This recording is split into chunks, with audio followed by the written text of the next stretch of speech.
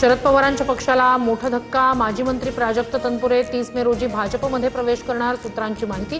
अहिल्यानगर विधान परिषद निवडणूक लढण्याची शक्यता।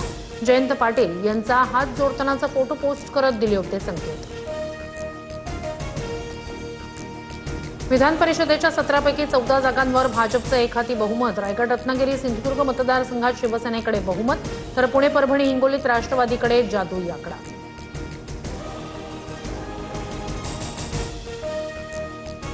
भरत गोगावलेंच्या रायगड पालकमंत्री पदाचा मार्ग मोकळा। कोकण विधान परिषदेची जागा अनिकेत तटकरे यांना सोडण्याच्या बदल्यात गोगावलेंना पालकमंत्रीपद मिळणार, तर निकटवर्तीय इम्तियाज खत्रींसाठी पार्थ पवार आग्रही, सूत्रांची माहिती।